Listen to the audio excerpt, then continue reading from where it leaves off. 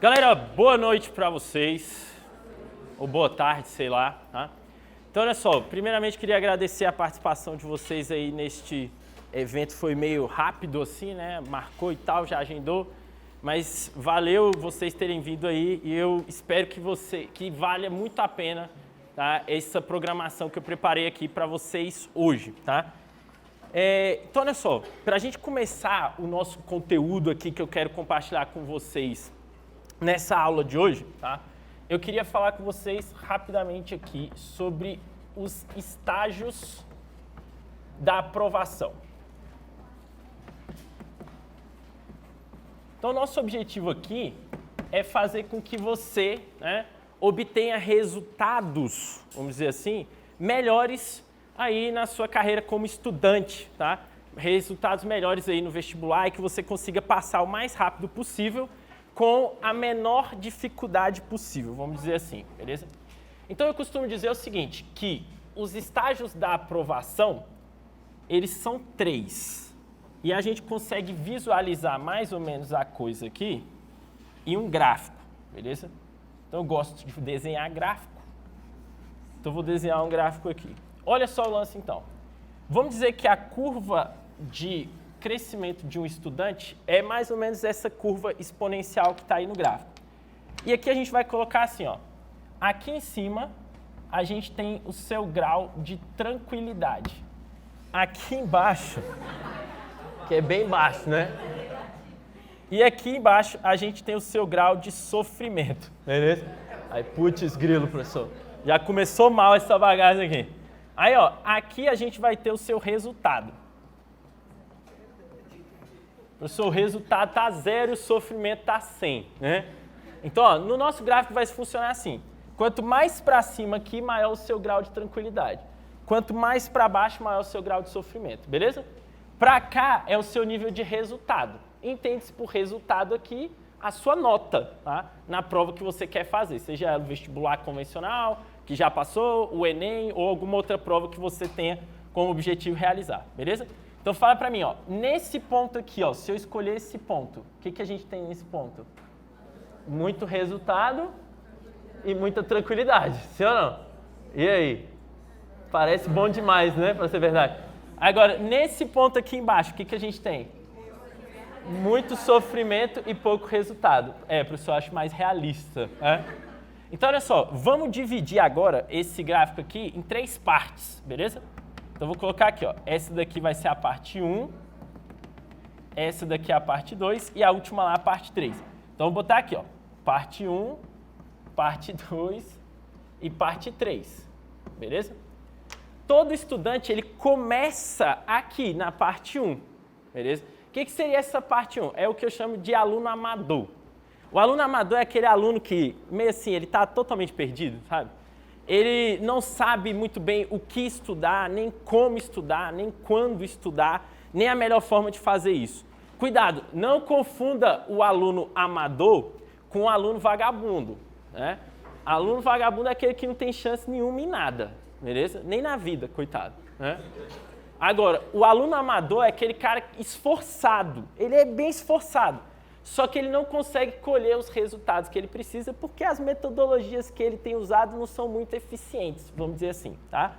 Então, olha só, o aluno que está aqui, amador, ele tem muito sofrimento, ou seja, é muito esforço, mas não colhe nada praticamente de resultado. Você já deve ter acontecido com você, você deve se lembrar dessa época que você fazia o seguinte, você estudava pra caramba, estudava e simplesmente suas notas não melhoravam em nada. Já aconteceu isso com vocês? Professor, está acontecendo isso. Por isso que eu vim nessa palestra aqui hoje, né? Então, ó, o objetivo é fazer você sair daqui o mais rápido possível, se é que você está aqui. Professor, quem é o aluno que está aí nesse estágio, nesse nível amador de conhecimento, que não sabe o que está fazendo, que está meio perdido? Sem querer ofender ninguém, mas geralmente são aqueles alunos que estão no ensino médio ou que acabaram de sair do ensino médio, tá? Por quê? Porque na escola te ensina uma pancada de coisa. Tipo, ensina física, ensina química, ensina matemática, e o objetivo todo da escola é fazer você estudar, é ou não é? Mas quantas aulas... Não? Fazer o quê, então? Deveria ser esse o objetivo da escola. Mas quantos de vocês tiveram alguma aula na escola sobre como aprender ou como estudar? Dificilmente isso aconteceu, tá? Então a escola fala para você estudar, estudar, estudar, estudar, mas não te ensina como fazer isso. Todos os professores lá do ensino médio, eles chegam e falam assim, você fala, professor, como que eu faço para melhorar minhas notas e tal? Aí o que ele faz? Estuda, estuda mais, né? É simplesmente essa forma, estuda mais. Ou então eles falam assim, senta a bunda na cadeira e estuda, né? Coloca a cara em cima dos livros e estuda. E simplesmente não é tão fácil assim quanto eles pintam, quanto eles mandam você fazer, tudo bem? Então assim, geralmente o aluno que está na escola, ele está nesse nível aqui. Ou o aluno que acabou de sair da escola também geralmente se encontra nesse nível aqui. Uma pergunta que você pode se fazer para saber se você está no nível amador é a seguinte, você sabe o que você vai estudar amanhã? Você sabe o que você vai estudar amanhã? Se você não sabe o que você vai estudar, isso já me indica que você não tem um planejamento de estudo. Ou seja, provavelmente você vai chegar na frente da baia lá, quando você for, agora eu vou estudar. Aí você chega lá e fala assim, o que eu vou estudar? Aí você para e pensa, pô, que conteúdo eu vou estudar? Aí você escolhe um conteúdo aleatoriamente e começa a estudar, beleza? Então, geralmente, isso é o aluno amador. Ele estuda, ele se empenha, ele se esforça. Às vezes, ele se esforça até mais do que os outros. Eu já conheci alunos aí que ficavam, sei lá, 8 horas por dia, além das aulas aqui no Exatas, ficavam de manhã, de tarde, até o final da noite, estudando, e demorou 4 anos para passar para a medicina. E eu conheço outros alunos que estudavam ali por volta de 3 a 5 horas por dia e passaram com muito menos sofrimento, beleza? Então o objetivo nosso é fazer você sair aqui do amadorismo e ir para o próximo nível. Professor, o que separa o nível 1 do nível 2? Horas, bolas. O que separa o nível 1 do nível 2 é um bom método de estudos. E esse vai ser o nosso foco aqui nesse encontro de hoje. Para quem estava aqui no Exatas, lá no início do ano, eu e o Sami, a gente falou muito sobre mentalidade, inteligência emocional, essas paradas. Mas hoje não. Hoje o nosso foco está todo aqui, metodologia de estudo, beleza? Se o cara já tiver um pingo de organização e algum métodozinho, mesmo que seja ruim, ele já consegue sair desse nível amador para o próximo nível. Professor, e quem é o próximo nível? O próximo nível é o estágio de crescimento, que eu vou chamar. O estágio de crescimento, o cara começa a colher resultados. Ele dá uma crescida, tá vendo? Ó, começa a crescer, o resultado vai vindo. Mas o sofrimento ainda está o quê, galera? O sofrimento ainda está alto. Então ele colhe resultado, mas não é, nossa, que resultado maravilhoso. Mas é gostoso passar por essa fase aqui, porque você começa a ver que o fruto do seu árduo trabalho está começando a dar resultado. Então você já sentiu isso? Assim? Quem está sentindo isso agora nessa caminhada desse ano? Que as suas notas estão melhorando, ainda que seja pouco, você sente que está crescendo. Quem está sentindo assim? Ah, beleza. Então, pelo menos você está crescendo. Não é, nossa, que crescimento, né? Primeiro lugar na UNB. Não. Mas pelo menos você está crescendo, beleza? A maioria dos alunos de pré-vestibular estão nesse nível aqui, em algum lugar dessa curva, beleza? A pessoa acha que eu estou mais para cá, pode ser. A pessoa acha que eu estou mais para lá, tá bom. Nesse caso aqui, os alunos eles já têm uma organização maior, já tentam metrificar melhor os erros que eles cometem nas provas anteriores, nos simulados, já tem uma metodologia um pouquinho melhor de estudos, beleza? Professor, mas esse estágio aqui é o que vai fazer você ser aprovado? Não, não é, beleza? O estágio que vai fazer você ser aprovado é esse aqui, ó. O que separa o estágio 2 do 3, aí sim, é a inteligência emocional. A mentalidade do cara, literalmente. Alguns alunos que estão aqui, ó, no estágio 2, acontece muito o seguinte, o cara rala pra caramba, rala, estuda, chega no dia da prova, ele não consegue controlar a ansiedade e aí ele joga tudo pelo ralo porque ele fica muito nervoso. Quem já teve essa experiência? Aí, muita gente, né? Então, falta um pouco de controle emocional. Para você sair do nível 2 para o nível 3, você vai ter que desenvolver essas habilidades emocionais de uma maneira melhor, beleza? Não é o nosso foco aqui hoje, o nosso foco é trabalhar a metodologia de estudos. Por quê? Porque eu percebi ao longo desse ano, né, me focando bastante nesse assunto, eu percebi que a maioria dos alunos, eles ainda estão mais para cá do que para lá, entendeu? Tá faltando muita metodologia ainda. E daqui a pouco a gente se preocupa mais, ou no futuro a gente se preocupa um pouquinho mais com esse outro estágio, beleza? Tá, para ilustrar melhor o caso, eu gosto de fazer uma analogia. Vocês já assistiram Star Wars? Não? Quem nunca assistiu Star Wars? Vocês já assistiram o quê, então? Harry Potter? Quem já assistiu Star Wars? Mas pelo menos sabe o que é o restante? Sim. Lá no Star Wars, rapidão, eu peguei tuberculose do Wisner. Tô brincando, né? Aí, ó, o lance é o seguinte. Lá no Star Wars, né, tem uns carinhas que são aqueles que vestem uma armadura branca, que carregam uma arminha assim, e eles atiram feito uns retardados para tudo que é lado. Eles, no campo de batalha lá no Star Wars, são os caras que mais sofrem, beleza? Eles que vão pro front, ralação, que gastam mais tempo, mas dá tiro igual um desembestado e não acerta ninguém, beleza? Esse é o estágio nível 1, é o aluno Stormtrooper. Ele atira feito um doido para tudo que é lado, mas não acerta nada, beleza? Já esse aqui é o aluno nível 2, vamos dizer assim. Por isso aqui que é o aluno nível 2. É o aluno Padawan, é o aprendiz de Jedi, entendeu? Para quem assistiu Star Wars entendeu a referência, né? Se você não assistiu Star Wars, vai assistir. Agora, esse último estágio aqui é o aluno Jedi. Esse cara aqui é o mestre dos mestres, cara. Esse cara tem domínio de todas as habilidades e controle emocional absoluto. É ele que vai colher os maiores resultados. Galera, se você chegar aqui, ó, você vai ter muito resultado, e vai ter pouquíssimo sofrimento, beleza? Então, a sua mente vai estar saudável, seu corpo vai estar saudável, você vai estar tudo ótimo para você conseguir avançar para o seu próximo estágio, que é a faculdade, beleza? Então, o nosso objetivo é fazer você chegar lá. Para isso, a gente tem que entender muito essa parte da metodologia, que é o nosso foco aqui nesse encontro de hoje. Então, vamos nessa, né? Como diria o César, vambora. Então, o lance é o seguinte.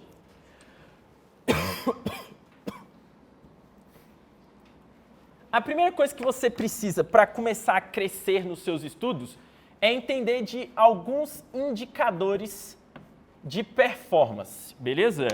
Então, aquilo que eu coloquei ali, ó, KPI, é uma sigla em inglês que significa Indicadores Chaves de Performance.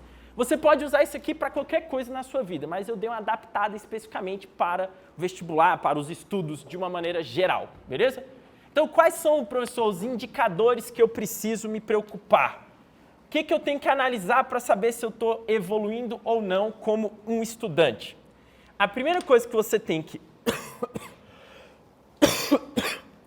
Foi mal, galera. A primeira coisa que você tem que analisar é quanto.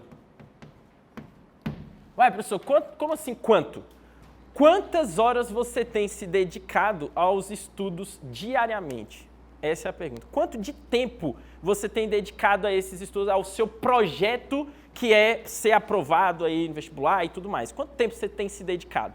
Porque ao responder essa pergunta, você pode ter uma noção. Um cara que dedica mais tempo, pelo menos em tese, se ele estiver fazendo tudo certo, ele chega lá mais rápido, concorda comigo? Enquanto que um cara que não se dedica tanto tempo, a velocidade dele para alcançar o último nível aqui vai ser menor. Então, por exemplo, um cara que estuda muito bem, 6 horas por dia, e outro cara que estuda muito bem, 3 horas por dia, quem você acha que vai ser aprovado mais rápido? O que estuda 6 horas por dia, porque ele está se dedicando mais. Note que nesse exemplo eu estou considerando que os dois estudam muito bem, beleza? Os dois estão com metodologias muito adequadas, tá? Então, saber o quanto que você tem que se dedicar para o seu projeto é fundamental, beleza? Porque aí você sabe o caminho que você vai percorrer para chegar lá. O segundo indicador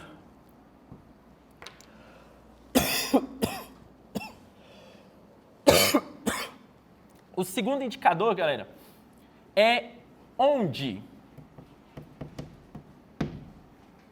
Ué, professor, como assim onde? Onde significa literalmente onde, ou seja, onde você está estudando. Tá? O local que você está estudando faz toda a diferença na sua preparação. Por quê? Vamos imaginar uma situação hipotética, e aí depois é um exemplo, uma analogia, e depois a gente tenta voltar para cá e fazer uma aplicação, beleza? Então vamos imaginar o seguinte, imagina que eu estou com muita vontade de passar 1 hora inteira em oração. Eu quero passar 1 hora inteira em oração e não quero ser distraído por ninguém. Aí eu vou lá para a praça de alimentação do Taguatinga Shopping. passar 1 hora inteira em oração, eu vou conseguir meu resultado? Por que não? Porque o ambiente simplesmente não é o quê, galera? Adequado. Tem alguém lá no Taguatinga Shopping agora, né, na praça de alimentação, fazendo 1 hora de oração? Dificilmente, né? Tá difícil. Dificilmente. Então, assim, o ambiente não é adequado. Tudo naquele ambiente está dizendo para eu me distrair. Está tudo me chamando para eu fazer outra coisa. Então, imagina agora, se eu quero passar 1 hora em oração, para onde eu devo ir? Para uma igreja. Por que numa igreja? Porque é um lugar adequado. Lá vão ter outras pessoas orando. Se tiver outras pessoas orando e eu não estiver orando, ficar lá viajando, eu vou ficar meio constrangido ou não vou? Vou ou não vou? Então, esse é um ambiente que estimula aquele meu propósito, tá? Da mesma forma, aplica agora para você nos seus estudos. O local onde você tem estudado vai fazer diferença ou não vai? Vai. Se você quer estudar, aí não, eu vou pro barzinho aqui, no cantinho aqui, ó. Eu vou lá, os meus amigos chamaram, mas eu vou estudar, professor. Tá? Você vai estudar mesmo? Não vai.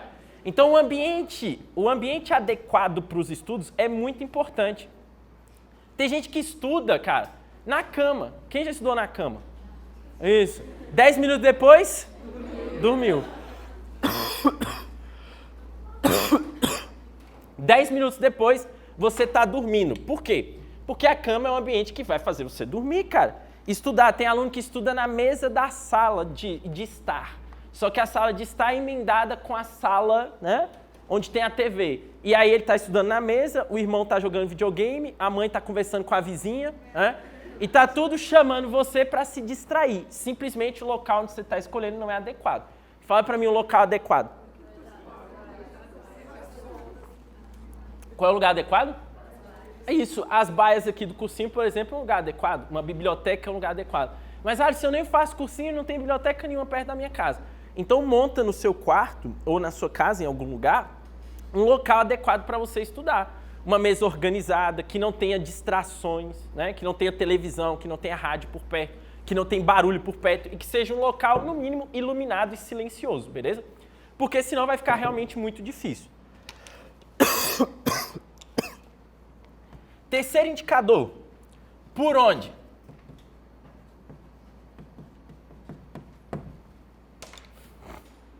Por onde você está estudando faz toda a diferença, tá? E eu já vou falar um bagulho que vai te escandalizar, ou pelo menos a maioria de vocês. Se você estuda pelo caderno e por apostila, o que eu vou falar? Já está o quê? Errado, beleza? Já está errado. Por onde você tem que estudar? Você tem que estudar, adivinha por onde? Por livros, beleza? Caramba, professor, é sério? É, por incrível que pareça. Então, olha só, o ideal é que você estude por livros didáticos. Você tem que ter um material adequado para você estudar. A ideia do livro didático é justamente que ele seja o quê? Didático, ou seja, você tem que conseguir ler aquele livro e daquele material que você está lendo, você tem que aproveitar alguma coisa que você possa reter, aprender aquele conteúdo. A ideia do livro é justamente ler e entender o que está escrito lá. Então você tem que ter uma boa bibliografia para cada uma das matérias que você vai estudar. Até porque nos livros você encontra uma gradação de exercícios que torna o seu conhecimento, o seu aprendizado muito mais fácil do que simplesmente você assistir aula e ir para questões do vestibular que estão na sua apostila. Por exemplo, isso acontece muito com física, matemática e química. Tu tem a aula, professor, tudo top. Professor top, pagando cursinho caro, e aí o professor ensina que é uma beleza, você acha que aprendeu tudo. Você vai para os exercícios de vestibular que estão na sua apostila, aí você erra o primeiro. Aí você, não, tudo bem, eu errei só um, né? Aí depois você vai para o segundo, aí você erra também. Aí você vai para o terceiro e erra. Aí ele, por volta do quinto exercício errado, você já começa a pensar assim, eu sou burro, né? Eu não aprendo física, eu não aprendo matemática, e você começa a se frustrar. Provavelmente a sua crença de que não aprende física, não aprende matemática, não aprende química, é porque você estuda errado. O que você tem que fazer? Pegar um livro, lá no livro vai ter assim, exercício resolvido. Aí você olha como o cara resolveu. Aí depois ele faz uma gradação, vários exercícios fáceis, vários exercícios médios, vários exercícios difíceis, e só depois ele joga você nas questões de vestibular. Só que tem aluno que não, assistiu a aula, quer fazer questão de vestibular. Você não vai ter resultado fazendo isso. Você vai colher frustração e depois você vai ficar traumatizado com aquela matéria. Então, por onde você vai estudar faz toda a diferença, tá? Vocês têm uma bibliografia boa para cada matéria que vocês estão estudando? Não senti muita confiança nessa resposta, né? Então, a partir de hoje, busque essa informação. Quem é a melhor pessoa para indicar uma boa bibliografia para aquela matéria? Professor, tá? Então, isso indica aí. Pô, eu sou professor de biologia, então vou indicar da biologia. Se é para o Enem, estuda pela Sônia Lopes, beleza? O Amabis também é muito bom, tá? Pode usar qualquer um dos dois. A Sônia Lopes é um pouquinho melhor. Agora, das outras matérias, confere lá com o seu professor de cada disciplina, beleza? Galera, outro indicador importante para você é o quê? Hoje, professor, o quê? O que você está estudando? Tá? Tem aluno que acha que tem que estudar tudo. E você não tem que estudar tudo. Se você estudar tudo, o que vai acontecer? Não vai dar tempo. Não vai dar tempo. Nenhum aluno que passa no vestibular estuda todo o conteúdo da mesma forma. Não tem como. Então você tem que saber priorizar aquilo que você está estudando.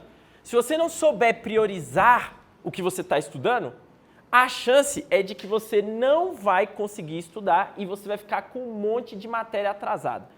Essa semana aí me perguntaram lá no Instagram, o que eu faço com as matérias atrasadas? Aí eu perguntei assim, quão atrasado você está? Aí ela falou assim, professor, eu tô lá na apostila 1 ainda. Aí eu, caramba, hein, tá lasqueira, hein? Aí eu falei assim, como que você tem estudado? Aí eu falei assim, professor, eu pego, leio, faço resumo de todas as matérias. Eu falei, por que você faz de todas as matérias?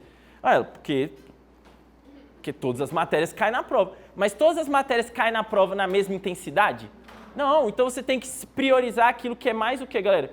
Recorrente, aquilo que é mais importante para a prova. Então você tem que saber o que você está estudando. Olha para lá, olha aquele bagulho lá do Enem. Aquelas estatísticas ali foram produzidas pelos professores aqui do Exatas e são um bom indicador para você começar a priorizar os seus estudos. Tá? Por exemplo, tem lá que na prova de biologia no Enem, né, 42% mais ou menos de todo o conteúdo que já caiu na prova do Enem foi o quê? Ecologia. Mas aí o aluno teve aula lá com Ulisses de zoologia. E nossa, eu adoro Ulisses, aquela matéria de zoologia é linda, é uma delícia. Aí ele fala assim, não, eu só vou estudar zoologia e não estudo ecologia. Tá certo isso, galera? Não, você tem que saber o que você tem que estudar, senão você vai se lascar, beleza? Então toma cuidado com isso daqui. O próximo indicador e último é como. Como você tem estudado. A forma como você estuda vai fazer toda a diferença também no seu resultado, tá? E hoje o foco principal nosso aqui é justamente isso aqui, como. Como você tem estudado. E à medida que eu for falando a forma que eu acho que você tem que estudar, você vai refletindo aí na forma como você tem estudado para saber se está assim, mais ou menos, né? Muito distante e tudo mais, tá? Uma coisa interessante até que ontem eu estava dando essa mesma palestra lá na Asa Sul, e aí a menina chegou para mim e falou assim, tá, professor, mas essa forma que você vai ensinar para a gente, você que inventou? Pô, seria muito legal eu chegar aqui para você e falar assim, pois é, galera, eu inventei isso aqui, e é isso aí, é o método do Alisson, e eu tirei isso aqui do zero, com a minha experiência como professor, mas eu estaria mentindo se eu falasse isso, tá? E quem fala essas besteiras aí, ou está mentindo, ou está se gabando de uma coisa de maneira inadequada. Eu não quero chegar aqui e dar minha opinião para você. Toma aqui minha opinião, o que eu acho que funciona e por aí vai. Isso para mim não é vantagem nenhuma, tá? Então tem muito ex-aluno que passa para medicina e depois quer ensinar os outros a passarem. Mas ele conhece quantas histórias de aluno que passou para medicina? Uma só, a dele, beleza? Funcionou para ele. E tem gente que acredita, o cara demorou 5 anos para passar, aí o outro fala assim, você passou, como você fez? Vou fazer igual. Isso, vai lá. 5 anos, é isso que você quer? Não. Então, o que eu vou falar aqui não é minha opinião. Eu vou te dar o como, vou, mas não é minha opinião. Eu não inventei isso, beleza? O que eu fiz foi um compilado de diversos estudos científicos sérios, de gente que trabalha com isso daqui, fazendo experimentação mesmo. que testou em grupos de centenas ou até de milhares de alunos em algumas pesquisas, beleza? Então, o meu objetivo aqui é te dar informação, conteúdo que realmente funcione. Não porque eu acho que funciona, mas porque cientista após cientista tem testado e tem percebido que o bagulho funciona, beleza? Mas adianta eu te dar um bom método se você ficar metade do seu tempo no celular? Não. Então, antes de eu te dar um bom método, a gente precisa falar um pouquinho sobre os sabotadores de estudos. Ah, não, professor, fala não. Vou falar. Eu vou falar. Então, para quem me acompanha já nas redes sociais, sabe quais são os 3 sabotadores. Opa! Professor, eu não vou acreditar nessa palestra, não. Você é analfabeto. É porque eu fui tentar falar e escrever ao mesmo tempo, deu nisso. Não sou o Lacerda, né? Então, escreve aqui, sabotadores. Aí. Então, quem me acompanha lá na rede social sabe que eu falo de 3 sabotadores que eu considero como sendo os piores, tá? O primeiro, qual que é? Esse aparelho maldito que está na sua mão aí. Celular, beleza? Celular é um dos piores sabotadores que tem. Por quê? Porque elimina a sua produtividade, fazendo você perder uma pancada de tempo com coisa que não te acrescenta em absolutamente nada, beleza? Por exemplo, você fala assim, você mente para si mesmo, né? Você fala assim, eu vou pegar meu celular aqui e vou olhar o Instagram aqui 5 minutos, né? Passa o tempo, você está lá olhando stories, né? Olhando o feed dos outros, né? Curtindo até a última foto daquela paquerazinha do crushzinho, né? Aí roda a feed todo, tem 2.000 fotos, vai olhando tudo e dando curtida. Né? Se alguém sair dando curtida em todas as suas fotos de 3 anos atrás, pode saber que quer te pegar, né? Aí, ó, o lance é o seguinte, aí você tá lá fazendo isso. Quando você viu, foi só 5 minutos, você ficou lá? Quanto tempo? 3 horas? Se ele falou isso, é por experiência própria, né? Já aconteceu com ele. Tá, poxa, 5 minutos virou 3 horas, né? E quando você tá no celular matando tempo, você não sente aquele tempo passando. E quando você vê, já consumiu uma tarde inteira de produtividade, beleza? Mano, o celular, então, é muito perigoso. Ah, professor, você está dizendo que eu não posso ter celular? Talvez. Tem gente que não tem domínio próprio. O cara não sabe se controlar. Se você é desse que não consegue se controlar, o que você tem que fazer? Jogar o celular fora. Para que celular? Nos anos 90 a gente vivia normal sem, né? Ninguém tinha celular. Na minha época lá do vestibular, não tinha como o celular ser um sabotador. Porque a única coisa que tinha no celular era o jogo da cobrinha, vocês estão ligados? E minha mãe me dava R$10 de crédito para eu passar 2 meses, né? Então não dava nem para mandar mensagem, o celular era inútil, era sinal de fumaça mesmo que comunicava, né?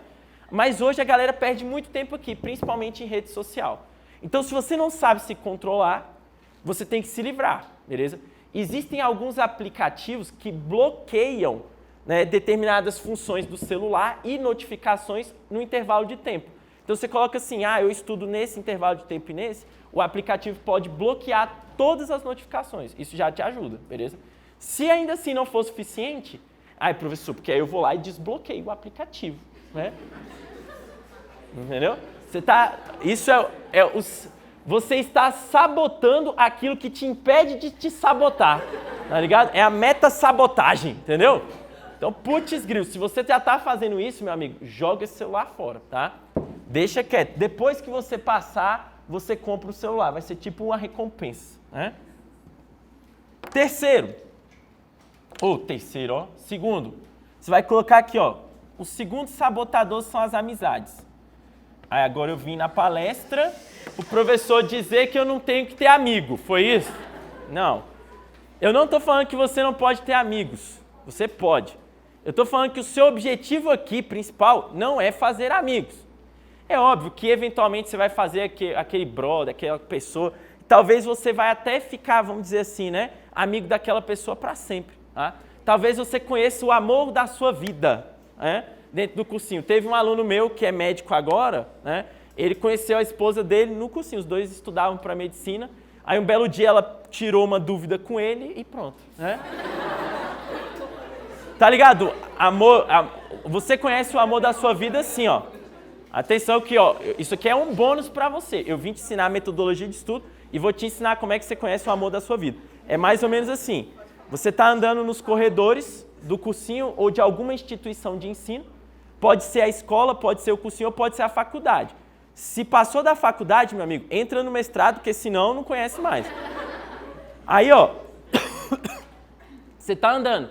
Aí, de repente, você está passando ali distraído, conversando com alguém, e aí você esbarra numa outra pessoa. Aí o material cai no chão, não é assim? Aí vocês dois se abaixam ao mesmo tempo para pegar e os olhares se cruzam, né? E aí você conheceu o amor da sua vida. É assim ou não é? Não? Eu assisti na novela, eu pensei que fosse. Tá? Agora, você pode acontecer muitas coisas boas aqui no cursinho, sem dúvida. Mas, galera, tudo que você faz com muitos amigos é pretexto para zoeira e para bagunça. Então você tem que tomar cuidado, porque o seu foco aqui não é esse. Então, por exemplo, quem de vocês sai para lanchar, sai com a galera? Para eu saber. É isso. Seu horário de lanche tem que ser sozinho. Se eu vou fazer um lanche sozinho, quanto tempo eu gasto para eu lanchar sozinho? 5 minutos. Se eu for lanchar com 6 pessoas, 3 horas.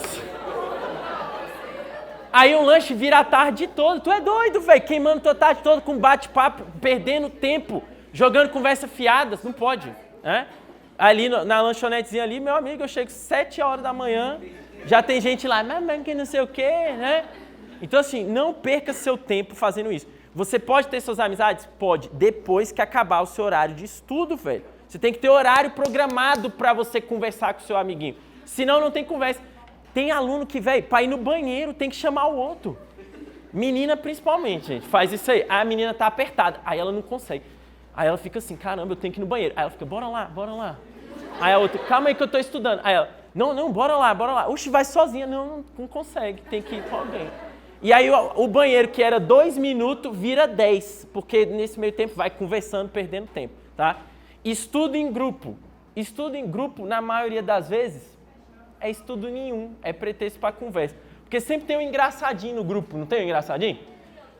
Aí, ó. Aí solta uma piadinha com tudo. O pessoal já tá, é sua culpa que eu não passei ano passado, né? Você fica me sabotando, ó.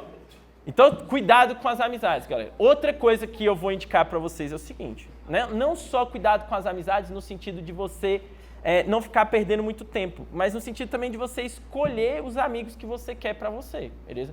Então, assim, existe uma frase, isso é frase de coach, tá ligado? É frase de coach. Mas vou falar do mesmo jeito, a frase não é minha. Tem muita gente que fala assim, você é a média das 5 pessoas que você mais convive. Já ouviram falar disso? Já. Então, se o seu círculo de amigos mais próximo é um monte de gente que não tem preocupação com o estudo, que só vem pro cursinho, mas você sabe que aquela pessoa não está dedicada ao estudo, só quer viver de baladinha, de festinha, de cachaçinha, de não sei o quê, se você está cercado de gente desse tipo, essas pessoas vão minar a sua produtividade.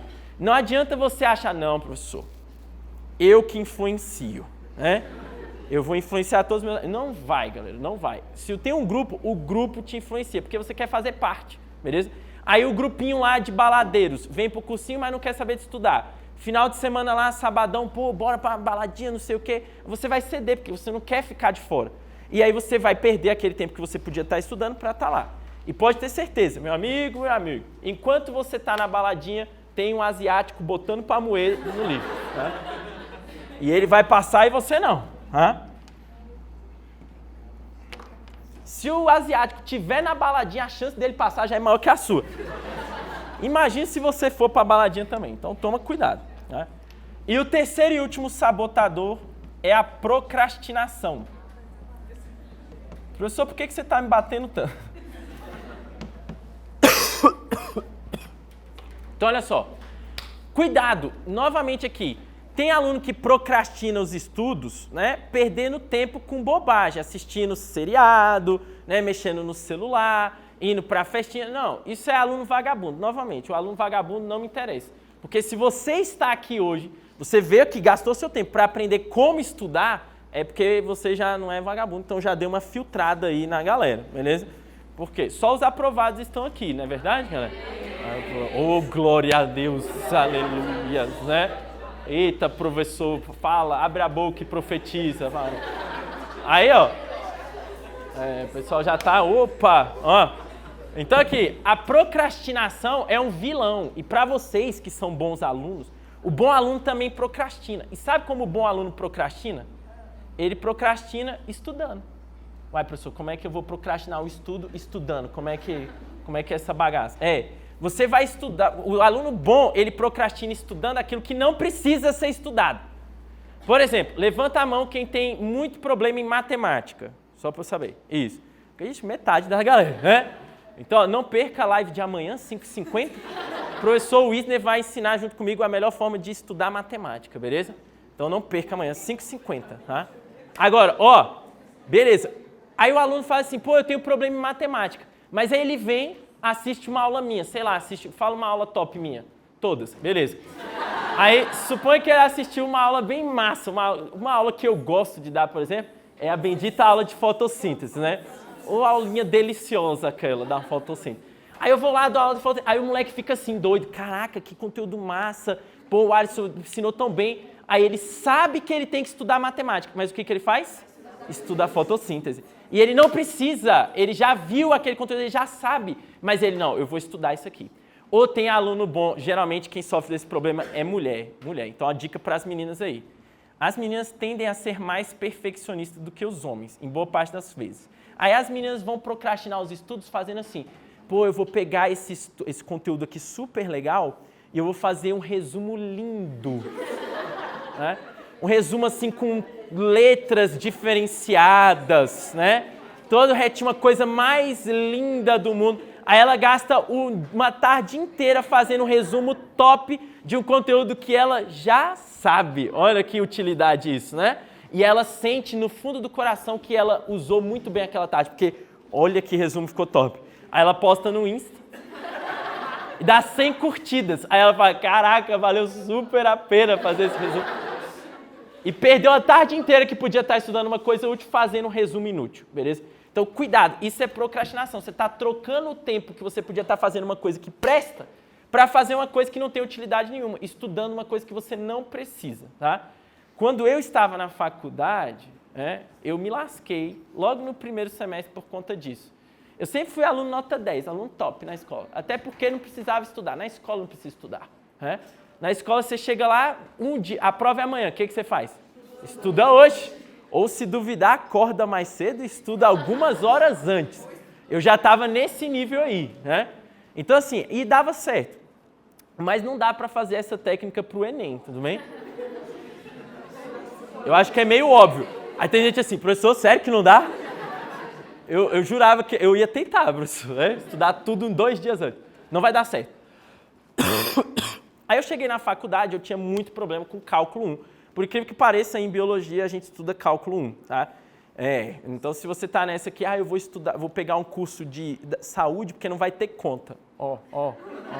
Se lascou, beleza? Vai ter conta sim pra caramba. Aí eu tava lá, cálculo 1, e tinha outra matéria que era anatomia e tinha outra matéria que era célula, citologia. Aí, pô, eu entrei no curso de biologia para estudar o quê? Foi cálculo 1 ou foi célula? Célula. Aí eu manjava tudo da célula, um livro grossão, sabia tudo. Aí o que eu fazia assim? Eu tinha que estudar cálculo, mas o que eu fazia? Estudava célula. Aí eu tive a primeira prova de citologia. Aí eu tirei 9,8.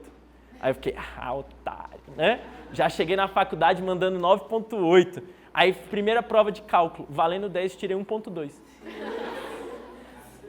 Né? Merecidamente. Por quê? Se eu tivesse estudado um pouco menos citologia, talvez eu tivesse tirado, sei lá, 8,5 e tal, e teria melhorado muito mais minha nota em cálculo, tá? Mas eu procrastinei estudando aquilo que eu gostava, ao invés de estudar aquilo que eu precisava, tudo bem? Então, cuidado com isso daí, hein, galera? Cuidado com isso daí. Ô, louquinho meu, essa tosse tá demais. Agora, antes de eu te mostrar as técnicas propriamente ditas, nós precisamos entender um pouquinho mais sobre os fundamentos do aprendizado. Professor, tem fundamento para o aprendizado? Tem. Professor, não é só sentar a bunda na cadeira e estudar. Não. Fundamentos do aprendizado. Galera, vários psicólogos, neurocientistas e por aí vai têm se dedicado à ciência por trás do aprendizado e produzido muito material, mas é muito material bom mesmo que você encontra na internet. Professor, onde eu encontro esses materiais que você encontra na internet, essas pesquisas e tal? Tem um site, galera, que chama NCBI.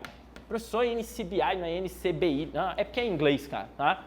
E lá tem um monte de compilação, todos os artigos científicos relevantes nesta jossa desse planeta estão nesse site. Só que está tudo em inglês. Se você tiver paciência, quiser ler, tá? Você vai lá e lê. Muito bem. Mas assim, fazendo um compilado de vários desses artigos que eu tenho lido ao longo de muito tempo, tá? A gente pode dizer que os fundamentos do aprendizado são esses aqui, ó. Aprender envolve necessariamente duas coisas. Entender e memorizar.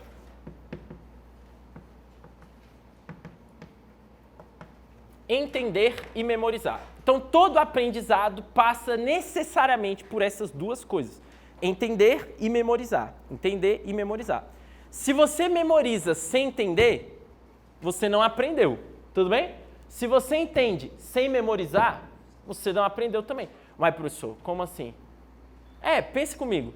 Vamos supor que você teve uma super aula, tá?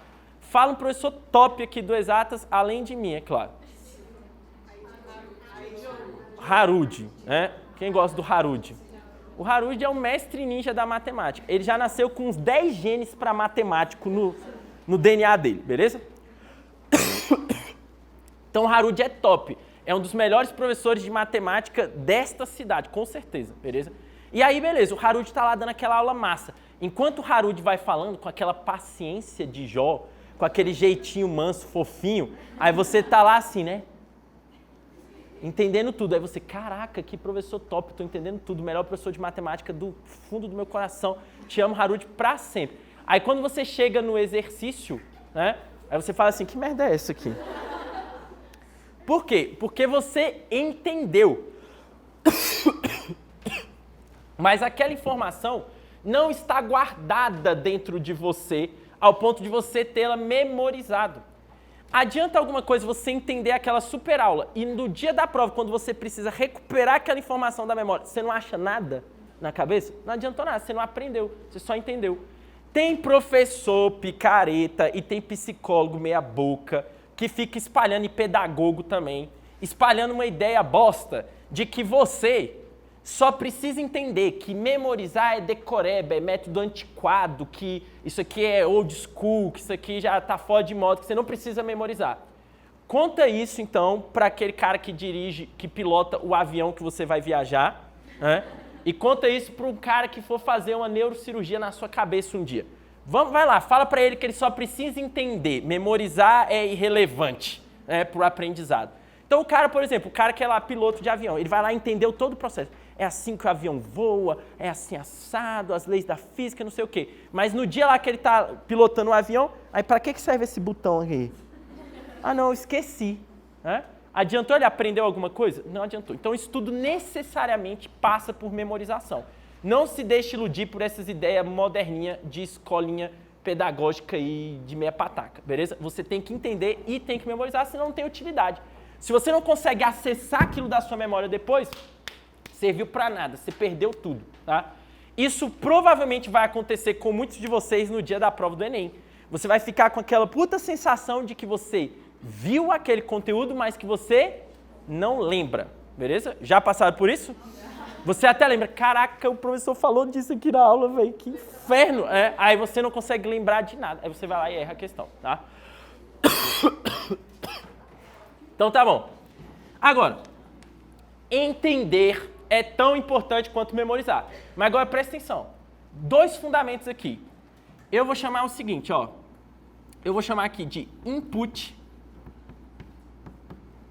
e output. Aí, professor, você fala inglês? Fala. Então tá aí. Input e output, beleza? O lance é o seguinte. Input aqui pra gente é tudo aquilo que você coloca pra dentro. Pode ser? Output é tudo que você coloca pra fora. Então, toda informação que você recebe é input. Toda informação que você externaliza de alguma forma é output. Pode ser? Então, eu vou dar uns exemplos, você me fala se é input ou se é output. De boa? Então, vai lá, assistir aula. Input. Ler o livro. Input. Beleza? Grifar o livro. Input também. Você está lendo e grifando, você não está externalizando nada. Ah, professor, estou externalizando a tinta da caneta. Não, tá? Agora, se você explica para alguém, output. Se você faz um exercício, output, beleza? Então, tudo aquilo que você externaliza de alguma forma é output, tudo aquilo que você assimila, que você internaliza é input, beleza? No geral, via de regra, é muito bom você manter um equilíbrio das duas coisas. Uai, professor, por quê? Por causa do seguinte, ó. O input, galera, ele está muito associado com entender. Já o output, ele está muito associado com memorizar. Não é que memorizar é 100% output e nem entender é 100% input, beleza? Mas é que ele está mais relacionado com essas áreas. Então, o input está mais relacionado com entender, o output está mais relacionado com memorizar. Então, por exemplo, você está fazendo um input, assistindo uma aula. No geral, você está entendendo, sim ou não? Sim. Então, se você tem um nível de compreensão e aquele professor tem uma boa didática, a chance de você entender é o quê? Bem alta. Mas isso significa que você vai memorizar? Não. Agora, vamos supor, você está simplesmente fazendo um output. Você já decorou alguma coisa simplesmente por decorar? Sem entender nada por trás daquilo? Beleza, você vai lembrar da informação? Vai, mas se te perguntarem alguma coisa referente àquela informação, dificilmente você vai saber, sim ou não? Sim? Quer ver? Vou te dar um exemplo prático agora, e eu vou te pegar, vai doer, tá? O que significa a fórmula mnemônica que a gente usa na biologia reficofage? Reino, ordem, família. O pessoal foi morrendo. Reino, filo, classe. Família, gênero e espécie, sim ou não? Sim? Agora deixa eu te perguntar, isso você memorizou. Deixa eu te perguntar, o que é um táxon?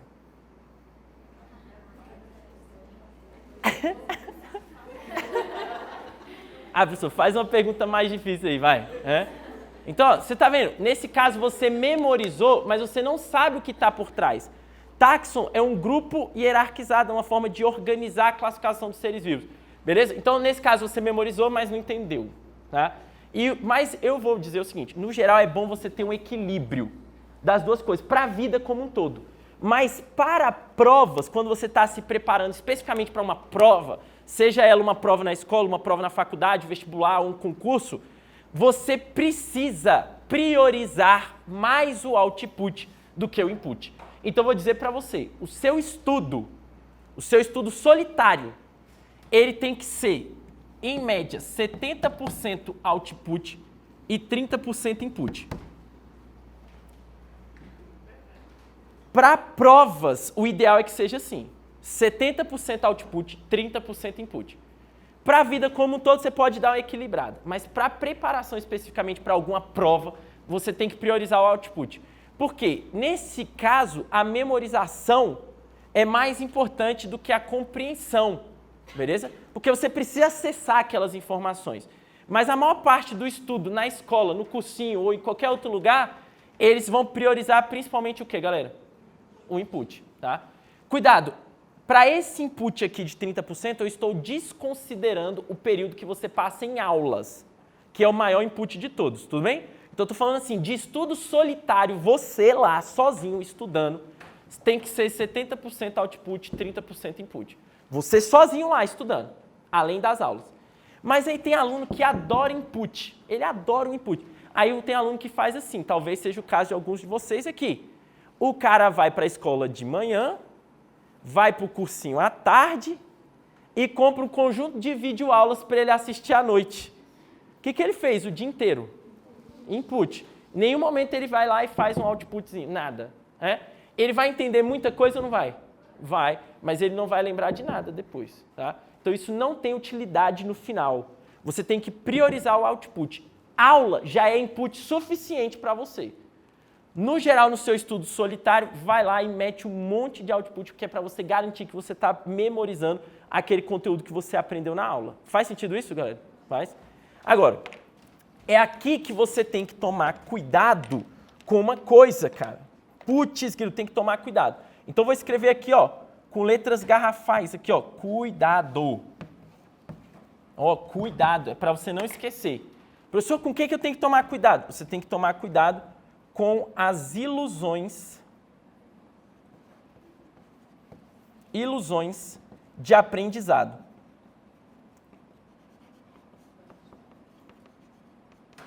Professor, tem como ficar iludido em relação ao meu aprendizado? Tem como ficar iludido em relação a tudo, né? Tá ligado aquele crush que você acha que namora? Ilusão, né? Você acha, ele tem certeza que não, né? Então, assim, tem como você ficar iludido em relação a qualquer coisa, tá? Ficar criando falsas expectativas e se enganando. Vamos supor, como é que faz uma ilusão de aprendizado? É quando você tem um, mas não tem o outro.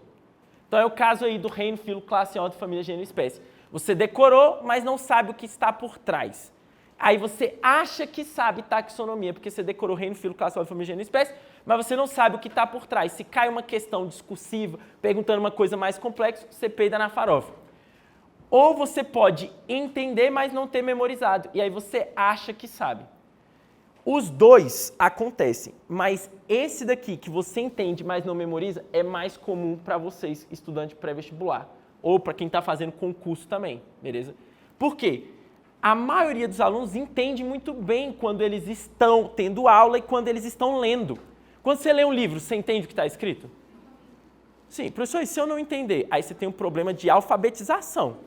Aí seu problema aqui não é metodologia de estudo, você tem que aprender a ler e escrever primeiro, aí depois você volta para cá. Tá? Mas assim, se você teve uma alfabetização ok, quando você lê o livro, você entende. Se um professor está na sua frente explicando e aquele professor é bom, você vai entender o que ele está falando, sim ou não? Mas isso não é garantia nenhuma de que você vai memorizar aquele conteúdo. E aí, como o professor deu uma super aula que você entendeu muito bem, o que você faz geralmente com aquele conteúdo que você entendeu muito bem? Você tende a ignorar aquele conteúdo, você tende a deixar aquele conteúdo de lado. Ah, porque o Alisson ensinou aquele conteúdo muito, muito bem, eu entendi tudo na aula, então não vou estudar aquele conteúdo. O que vai acontecer no dia do vestibular? No dia da prova? Você vai esquecer. Ou seja, você estava preso numa ilusão de que você tinha aprendido, mas no final das contas mesmo, no frigir dos ovos, você não tinha aprendido era nada. Você só entendeu quando eu te expliquei, ou quando o outro professor explicou, beleza? Então você tem que tomar muito cuidado com essas ilusões de aprendizado. Muito cuidado mesmo. Existem vários outros problemas que podem fazer você cair nisso daqui. Cara, isso daqui, para você reconhecer, para você entender melhor, é a diferença entre reconhecer uma informação e aprender uma informação. Reconhecer é uma coisa, aprender é outra coisa completamente diferente. Deixa eu te dar exemplo. Você lembra, vocês fizeram o prézinho ou o primeiro ano do ensino fundamental 1 há muito tempo, sim ou não? Sei lá, deve ter uns 10 anos? Mais anos? 12 anos? É. Eu não vou nem falar quanto tempo tem que eu fiz. Aí, o lance é o seguinte, você supõe que alguém que você estudou lá no ensino fundamental 1 apareça, de repente, assim, andando no shopping na sua frente. Na hora que você olha para a cara daquela pessoa, pode ser que você reconheça? Pode ser ou não? Pode. Por quê? O rosto daquela pessoa... Pera aí, rapidão, galera. O rosto daquela pessoa, olha, melhorou, né? Vai funcionar como se fosse um gatilho para a sua memória. Ele vai fazer, na hora que você vê o rosto, você vai lembrar, opa, eu acho que eu conheço aquela pessoa de algum lugar. Isso é reconhecimento. Mas se eu chegar para você e falar assim agora, tenta lembrar do rosto de uma pessoa que você estudou no início do Fundamental 1. Do nada, essa informação vai brotar na sua cabeça? Dificilmente. Por quê? Porque nesse caso, aquele rosto não está fixado na sua memória importante. Ele está vasculhando ali em algum lugar do seu cérebro perdido, à toa, aquela informação. Quando você vê, é um gatilho para você lembrar. A maioria dos alunos estuda por gatilhos de memorização e não por aprendizado sério. Por exemplo, vou te dar um exemplo. Outro exemplo aí depois eu vou aplicar na sua vida. Suponha eu vou dar uma aula aqui de biologia. Se você chegar para mim e falar um conteúdo aleatório da biologia, me fala um conteúdo qualquer da biologia aí agora. Sem ser fotossíntese, vocês falam demais de fotossíntese. Genética, sei lá, se você chegar para mim e falar assim, Alisson, dá uma aula agora, de segunda lei de Mendel. Eu dou aula ou não dou? Eu preciso olhar em algum lugar? Não, por que eu não preciso? Porque eu sei genética. Aquilo está dentro de mim. Eu não preciso de gatilho nenhum para ativar minhas memórias para eu poder explicar. Aquilo está dentro de mim. A hora que eu quiser, eu explico genética. A hora que eu quiser, eu explico qualquer conteúdo da biologia. Agora, né? Desculpa aí. Agora, ó, pensa o seguinte. Suponha que você chega para mim e fala assim, Alisson, dá uma aula agora de mecânica clássica. Primeira, segunda e terceira lei de Newton. E aí? Eu dou essa aula, galera? Não dou. Mas não dou nem a pau, nem adianta pedir, tá? Agora, se você chegar para mim com uma questão de mecânica clássica, talvez eu consiga acertar a questão? Por quê? Não, chute não. Porque eu fiz o ensino médio, né? Talvez eu consiga acertar a questão? Sim. Por quê? Porque na hora que eu ler alguma coisa na questão, lá vai ter algum gatilho, alguma informação que vai fazer alguma coisa que está vagando no meu cérebro aleatoriamente voltar. E talvez eu me lembre lá que força é a massa vezes a aceleração. Ah, pagou pau, né? Entendeu? Então talvez eu consiga usar isso daí. Mas isso significa que eu sei mecânica clássica? Não. Isso significa que eu já fui exposto à mecânica clássica alguma vez e agora eu sou capaz de reconhecer mecânica clássica, mas eu não sei. É por isso que tem muito aluno que quando vai para uma prova discursiva, não sabe nem por onde errar, né? Não sabe nem por onde errar. Por quê? Porque na prova discursiva você tem que tirar aquela informação do nada. Você tem que parir aquela informação do seu cérebro de uma vez. Não tem gatilho, entenderam? Então, a maioria de vocês estuda por reconhecimento. No dia da prova, sabe quando eu sei que o aluno ele não aprendeu nada e ele só reconhece? É quando ele me traz uma questão e fala assim, professor, me ajuda. Aí eu falei assim, tá, mas como que você chegou na resposta? Aí ele fala assim, eu fui por eliminação. O aluno que foi por eliminação é porque ele não sabe de nada. Ele foi reconhecendo alguma coisinha aqui, outra ali, e foi falando assim, eu acho que essa daqui... Não, essa daqui não tá com a cara de que tá certo, né? Ontem mesmo estava dando aula de genética lá na Asa Sul, aí o menino chegou e falou assim, aí ele falou assim, quanto deu a questão? Aí ele falou assim, deu 1/8, professor. Eu falei, como foi que você chegou aí? Não, tá com cara de que dá 1/8. Aí eu tá com cara de que dá 1/8? Então assim, no geral você vai estudando por reconhecimento e não por aprendizado sólido, beleza? Toma muito cuidado com isso, galera, porque você pode achar que tá aprendendo muita coisa, mas no dia da prova você se lasca. É aquele clássico aluno, tá ligado? Tem muito aluno que é assim. Aquele aluno que levanta a mão, participa muito da aula, que quer dar uma de inteligentão e no dia da prova só tira nota ruim, beleza? Por que isso acontece? Porque ele é excelente em reconhecer, mas ele não está aprendendo no final das contas. Provavelmente, ele já fez muito input, já assistiu aulas muitas vezes, então ele é capaz de reconhecer. Quando o professor está falando, ele vai falando também. Mas na hora de fazer o output ele não consegue, beleza? Isso acontece às vezes até com música. Já aconteceu de você começa a tocar uma música e você começa a cantar a música todinha, mas você precisou ouvir a música para tocar. Se eu te perguntasse, fala, qual é a letra daquela música todinha? Putz, cara, eu não consigo. Mas se eu te der o gatilho, você vai. Então o gatilho é uma ilusão de aprendizagem. Toma cuidado com isso. Enfatizei o suficiente esse tópico? Sim? E aí, você se reconheceu em alguma coisa que eu falei? Sim? Que bom, porque se você reconheceu, chegou a hora de mudar, né? Então tá, professor, para de falar mal da minha vida e começa a me dar as técnicas que você prometeu. Beleza, eu vou fazer isso agora. Mas calma, antes de te dar as técnicas certas, eu tenho que fazer você abandonar as erradas.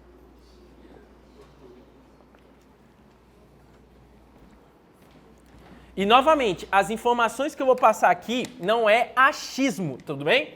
não é o que eu acho, não é o que eu estou chutando. O que eu estou falando aqui é informação científica séria. Vai lá e pesquisa depois, se você estiver duvidando.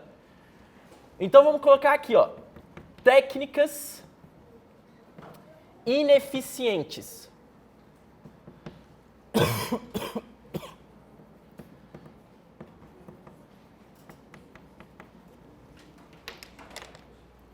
Galera, um estudo feito por um professor chamado John Dunlonsky, lá nos Estados Unidos, com mais de 10 mil alunos, cara, universitários, alunos universitários lá nos Estados Unidos. Ele chegou à conclusão de que as técnicas mais utilizadas pelos alunos são as técnicas mais ineficientes, beleza? E provavelmente você está usando as técnicas mais ineficientes como a sua metodologia principal de estudo.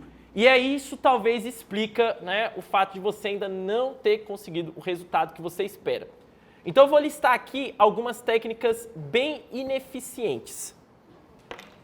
A primeira técnica ineficiente chama-se releitura.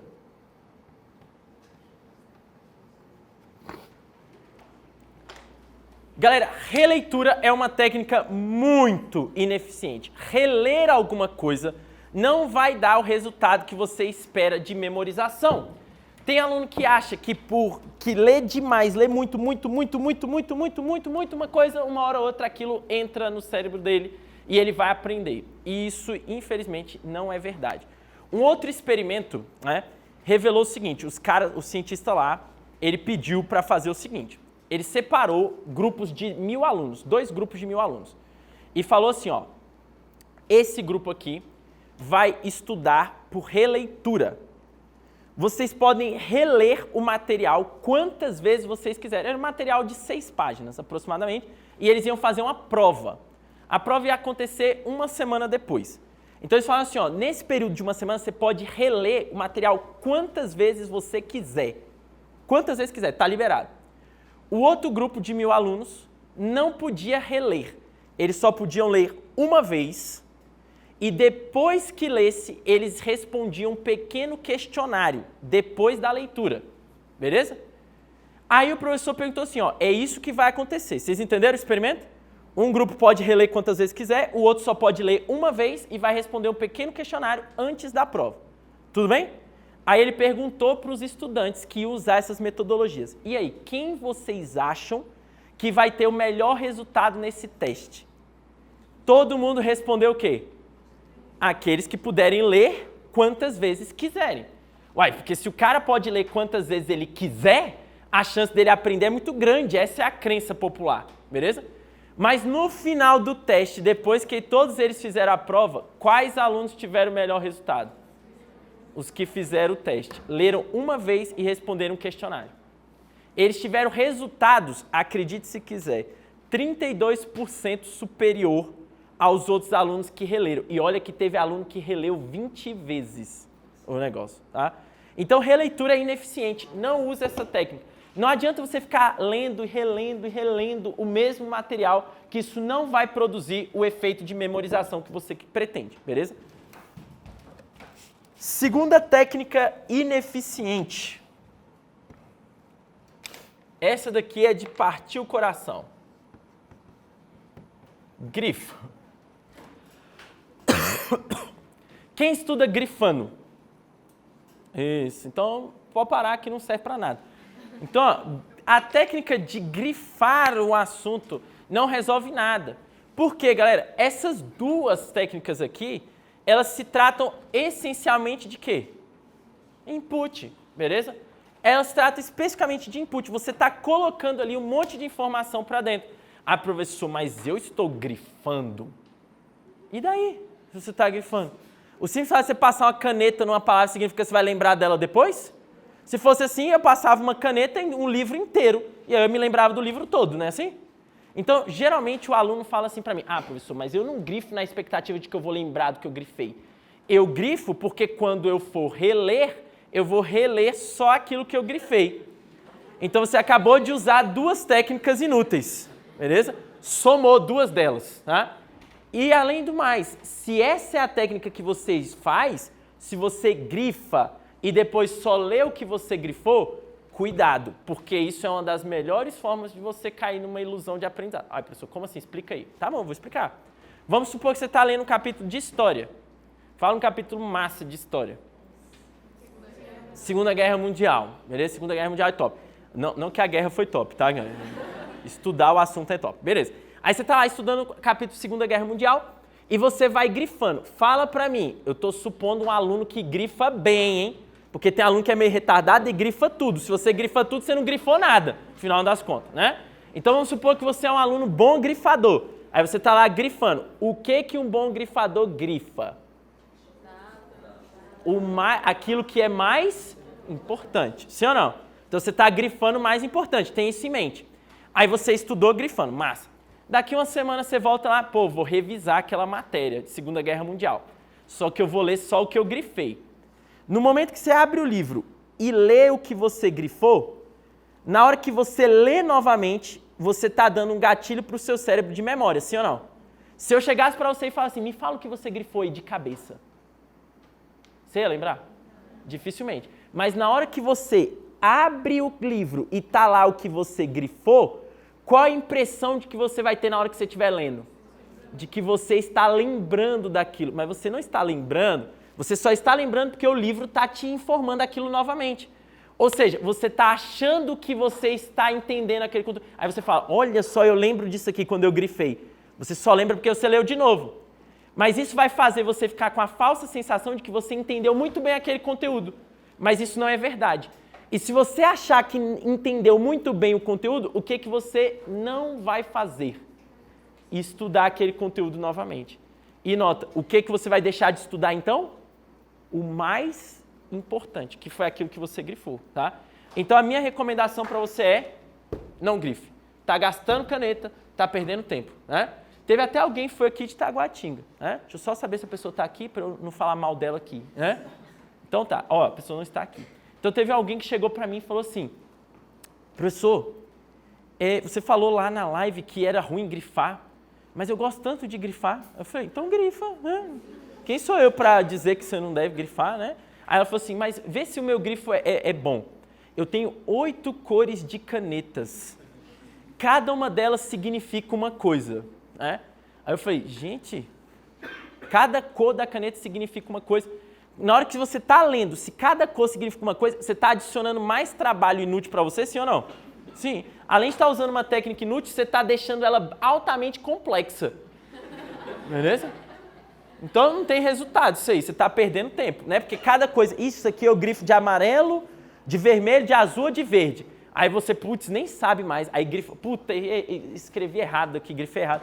Então você vai perder tempo, beleza? Próxima técnica ineficiente. Alguém já chutou aí? Resumo. Ah, não, professor. Parou, professor. Parou. Resumo, professor. Calma. Tá bom, eu vou aliviar pro seu lado. Eu vou colocar aqui, ó. Resumo passivo. Professor, o que é um resumo passivo? Provavelmente é um resumo que você faz. Então, ó, o lance é o seguinte. Resumo passivo, ele parece um output. Parece. Mas, na verdade, ele é só input mesmo. É input com trabalho dobrado, tá? Então, olha só. Resumo passivo é quando você faz assim, ó. Geralmente, cara, eu vou te descrever agora. A maioria de vocês estuda assim, eu tenho certeza. Eu aposto minha mão direita. Aí, ó, você chega lá no livro, pega o livro. Aí você grifa. Aí você já se acha o tal, porque você está grifando o mais importante. Aí você está lá, nossa, eu grifo só as coisas importantes. Eu sou um gênio. Aí você vai lá, grifando. Terminou de grifar? Você pega aquilo que está grifado, aí você bota o caderno na frente, o caderno da aula, e aí você vai pegando, pô, isso aqui o professor falou. Aí você vai montando o seu resumo, copiando o que o professor falou e copiando o que está no grifo. Sim ou não? Aí, não, professor, eu nunca fiz isso. Provavelmente que nem sente. Então, a maioria dos alunos monta resumo copiando a informação que está no livro no caderno. Isso parece um output, mas não é. Porque você não está produzindo aquele conteúdo. Não é você que você não está escrevendo nas suas palavras, você não inventou aquilo ali que você está escrevendo. Você está simplesmente copiando. Isso não tem utilidade. Professor, o que teria utilidade então? Um resumo ativo. O que é um resumo ativo? É um resumo que você tira, a única consulta que você tem é o seu próprio cérebro. Então, por exemplo, li todo o conteúdo, fecho o livro, fecha tudo, fecha todas as consultas e eu vou lá e escrevo de cabeça, tendo a única consulta à minha memória, eu vou lá e escrevo tudo o que eu aprendi de maneira resumida. Isso é um resumo ativo, isso tem utilidade. Agora, copiar a informação de um lugar para o outro, isso não tem utilidade nenhuma, beleza? Não tem utilidade nenhuma. E tem gente, por exemplo, você já fez trabalho de escola assim? Você copia da Wikipédia e joga no Word? Você aprendeu o conteúdo de lá? Não, mas você tirou de um lugar e botou no outro, não foi? Mas por que você não aprendeu? Porque isso não serve para aprender, beleza? E não adianta, mesmo que seja manuscrito, também não serve. Então, resumo passivo, ó, pode parar de usar, você está só perdendo tempo. Próximo. Você vai botar aqui, mnemônicos. Fórmulas mnemônicas. Professor, o que é uma fórmula mnemônica? Eu já citei uma aqui hoje, lembra? Reficofage. Né? Lá na química tem uma muito famosa, que é aquela lá para decorar a ordem dos elementos mais eletronegativos. Chama Flocons-Brix-pH. Né? Eu nunca aprendo aquilo lá. Mas o pessoal antigamente chamava assim, fui ontem no clube, briguei e saí correndo pro hospital, né? Aí o Sami fala, Flocons-Brix-pH. Ele piorou o mnemônico, né? Então tá, fazer essas formulazinhas mnemônicas, elas podem até ter alguma utilidade para você decorar algumas palavras específicas daquilo que você está estudando. Mas não tem efeito real de aprendizado, beleza? Não tem efeito real de aprendizado.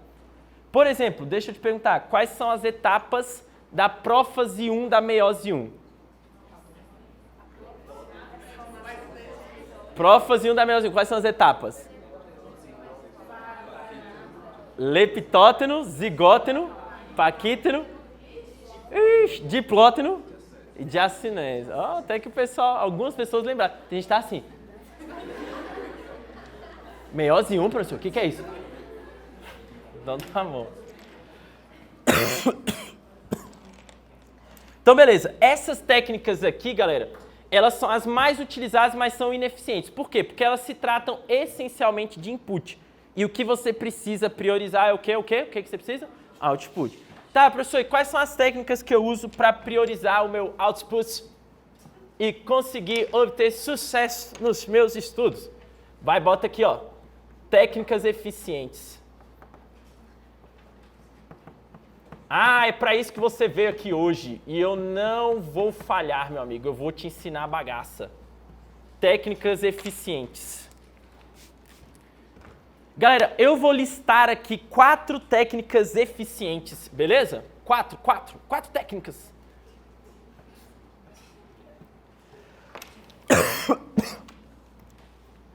A primeira nós vamos chamar de Active Recall. Ai, que nome chique. Professor, tem tradução para isso no português? Tem. Chama recordação ativa ou revisão ativa. Professor, por que você não usa o nome em português? Porque eu acho chique usar em inglês, otário. Então vou usar em inglês. Ó, a segunda técnica a gente vai chamar de Spaced Repetition. Olha que pronunciation top. Então, Active Recall, Spaced Repetition. Professor, tem tradução para isso em português? Tem. Repetição espaçada. Por que você não usa? Porque eu não quero. Oxi. Eu gosto de usar o nome em inglês, que é bonito. A segunda forma, você vai colocar assim, a terceira, aliás, você vai colocar assim, ó. Interrogação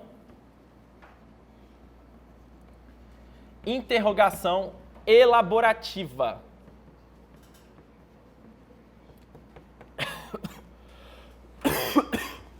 Professor, interrogação elaborativa.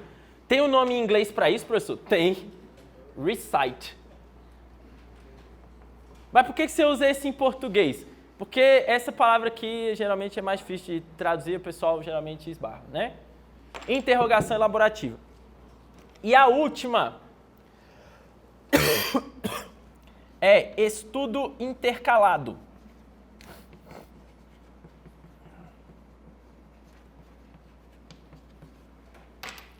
Estudo intercalado, beleza? Então, para efeito deste nosso encontro de hoje, eu vou priorizar essas duas primeiras.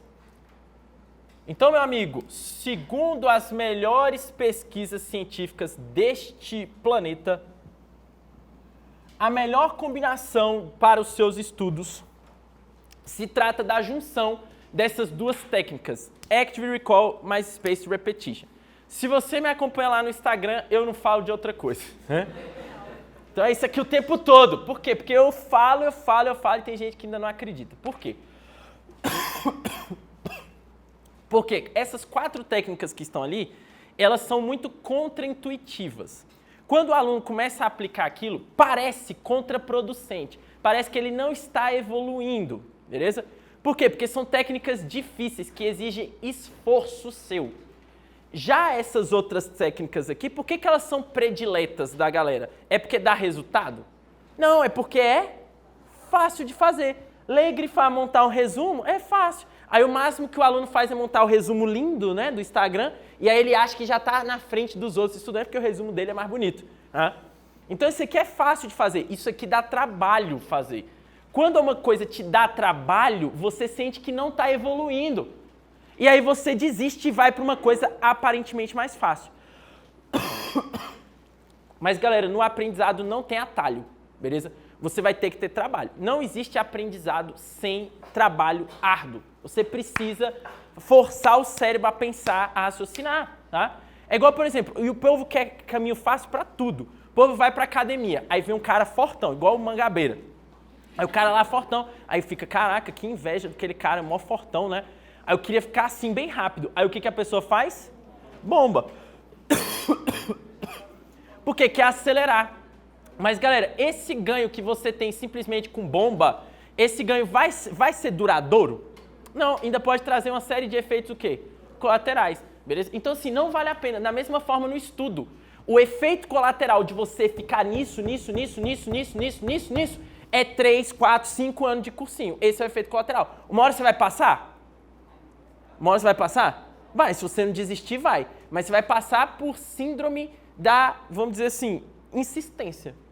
Você é um cara muito insistente. Aí o vestibular uma hora desiste. Não, vai, entra, desgraça. Entra, porque pela madrugada, né, fez 30 vestibular. Ô, louco, mano, né? O Sami tem um amigo que passou para medicina e ficou 5 anos estudando no Exatas. 5 anos.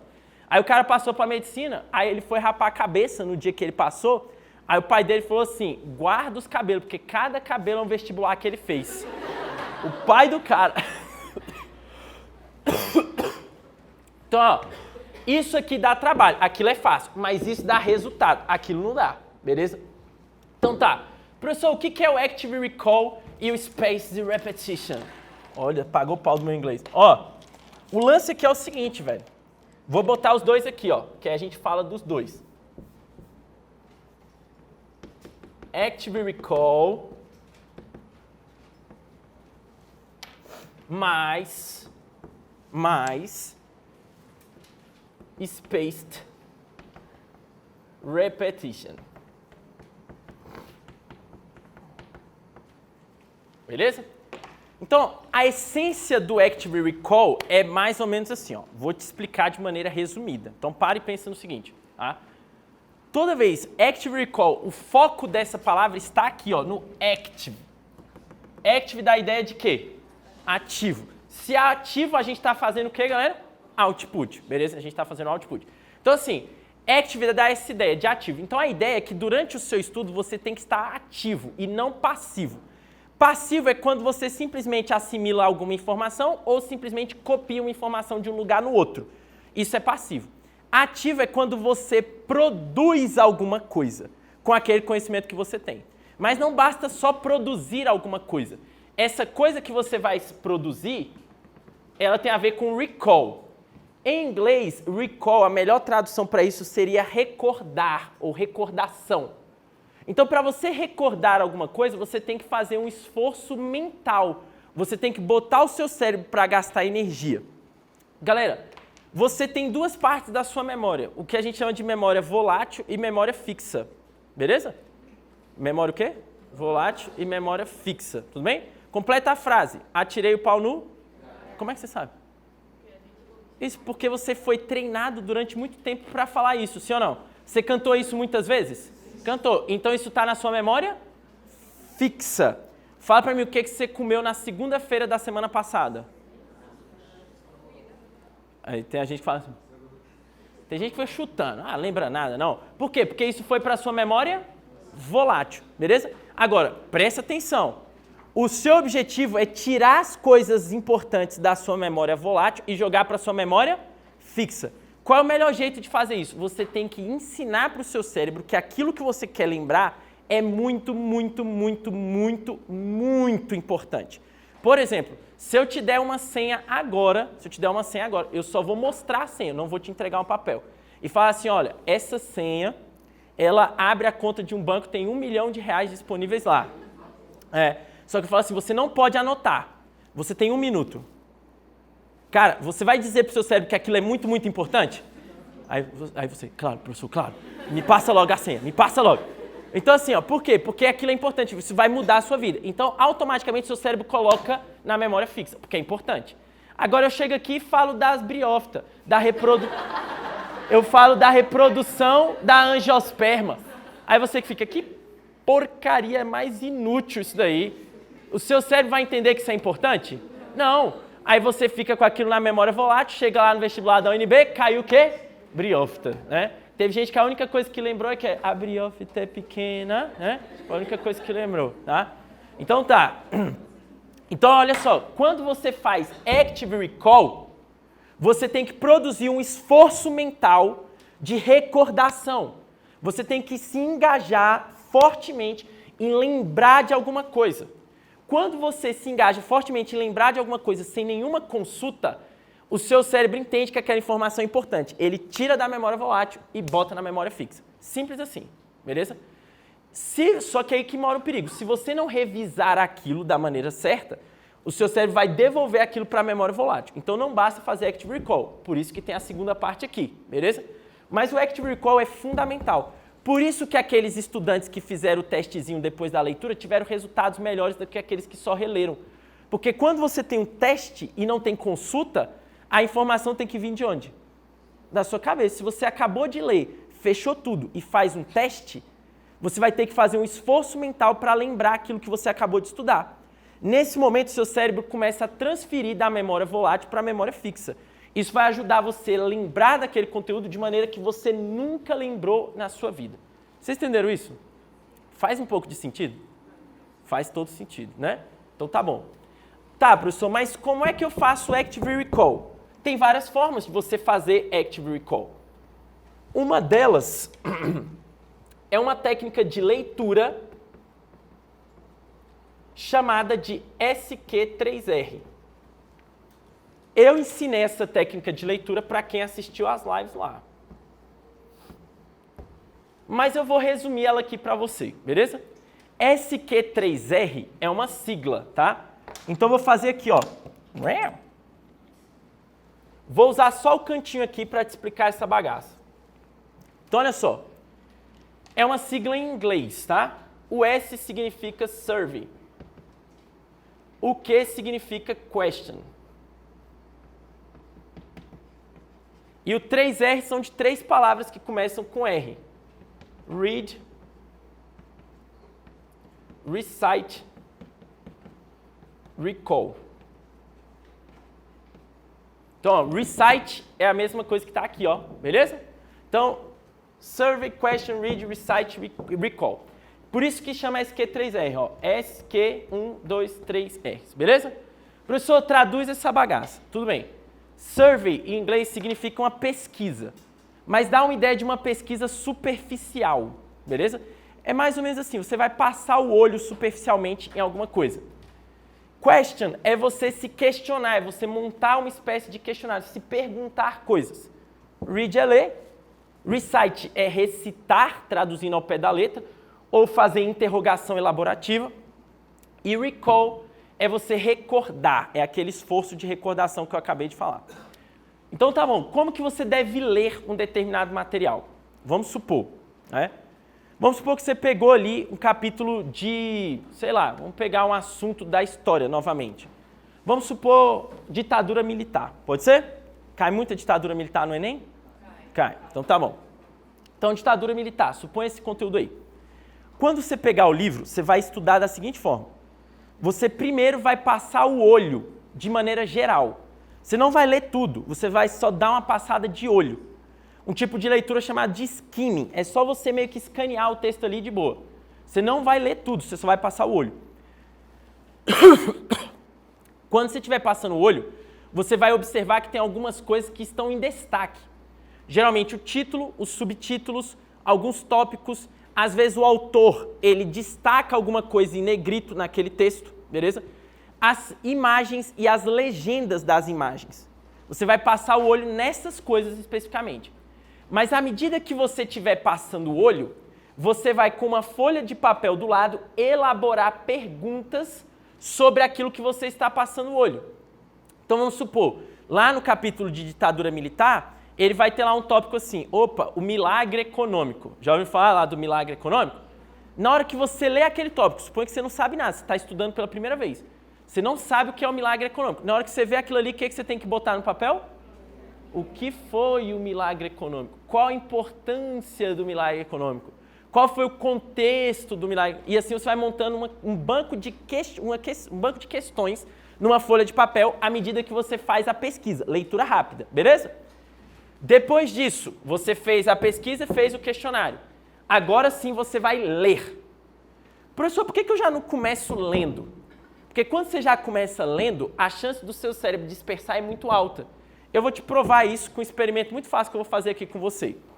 Procura nessa sala, você vai procurar na sala, tudo que tiver a cor vermelha. Vai, olha para tudo que está em volta e procura tudo que tem cor vermelha. E aí, você conseguiu encontrar muita coisa que tem cor vermelha, sim ou não? Sim? Mas você tinha reparado na quantidade de coisas vermelhas que tinha nessa sala antes de eu mandar você procurar? Não, por que não?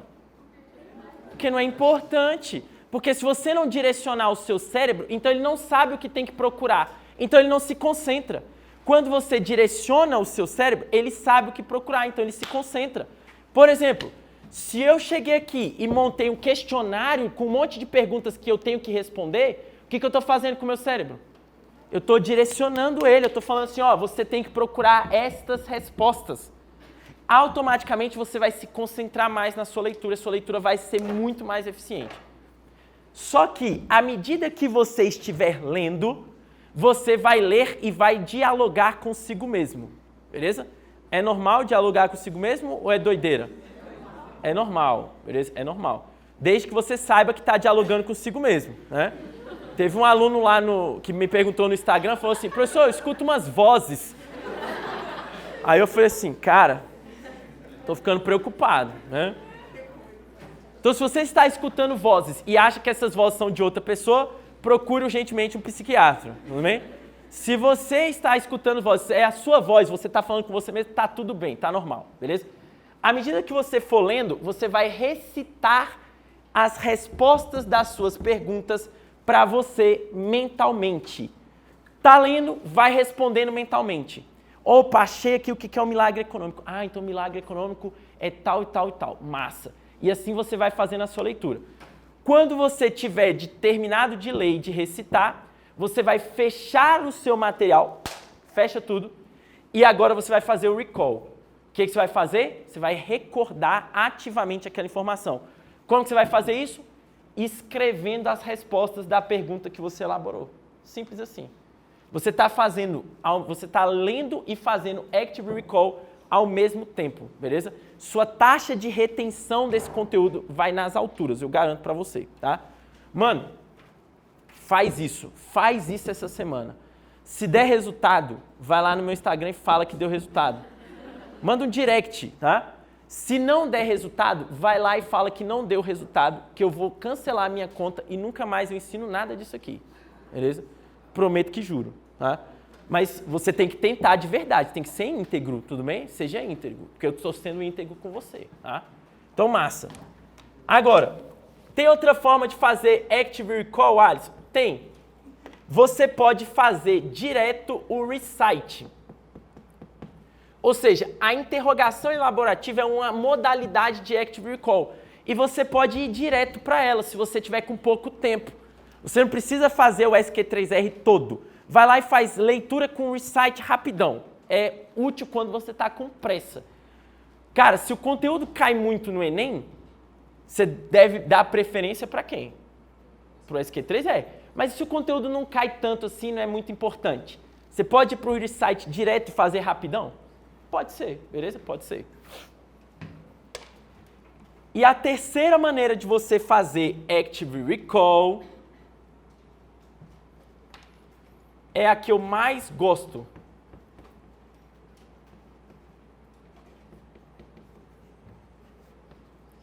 Método Feynman.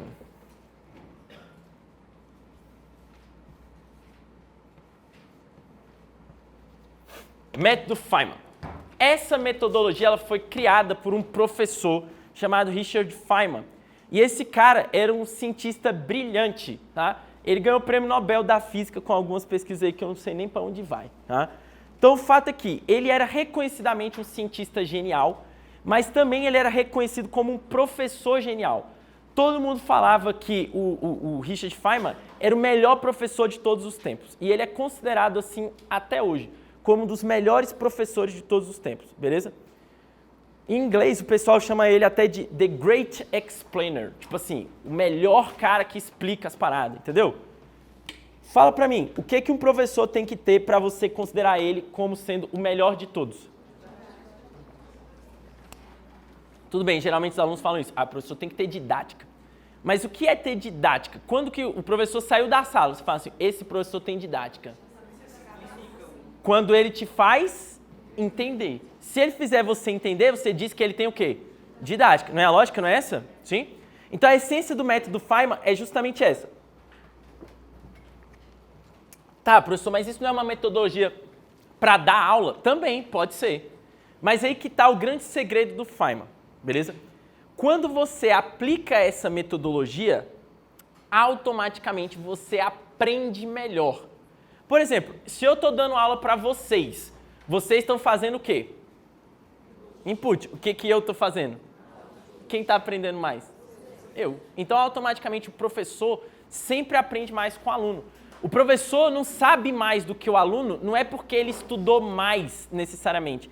É porque ele faz output daquilo todo santo dia. Quando o professor está ensinando, ele aprende mais, porque ele está fazendo, essencialmente, toda a parte do output, enquanto o aluno está fazendo o input.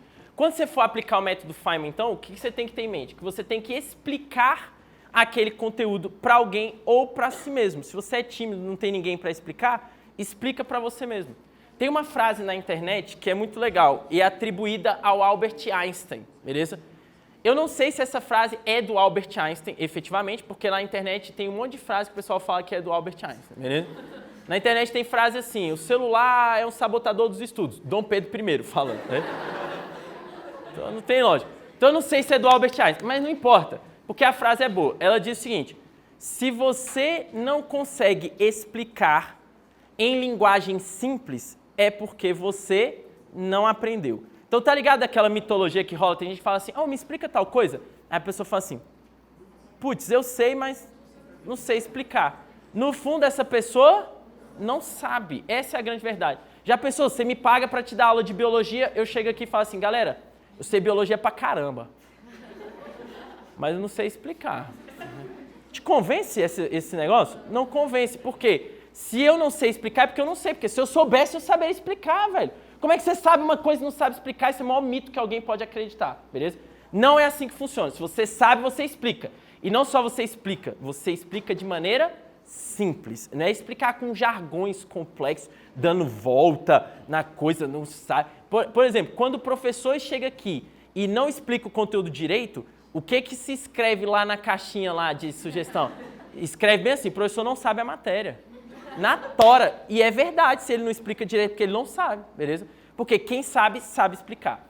Então vai lá, aplica o método Feynman. Isso significa que você vai explicar aquele conteúdo para você mesmo de maneira simples, beleza? E para a gente encerrar, Spaced Repetition. A ideia do Spaced Repetition, da repetição espaçada, é uma metodologia de revisão. A essência desse bagulho está em você revisar o seu conteúdo. Galera, mas para entender isso daqui, olha só. Em 1800 e bolinha, na época que sua avó dava cambalhota, um cientista chamado Ebbinghaus, ele descobriu que a taxa de retenção do cérebro é mais ou menos essa curva aqui. Se você for exposto a um conteúdo hoje, 24 horas depois você já esqueceu mais ou menos 50% daquele conteúdo. 3 dias depois você já esqueceu mais de 70%. 15 dias depois já era, você não lembra mais de nada, beleza? Já aconteceu com você, o professor dá aula num dia, passa uma semana, o professor faz uma pergunta e você não tem a menor ideia do que ele falou na aula anterior? Aí, professor, essa é a minha vida, isso aí, né? Então, ó, por quê? Porque você perde aquela informação. Pô, baseado nisso, o que você tem que fazer? Quando você começar a perder aquela informação, você se expõe a ela novamente. A curva vai ficar assim, ó.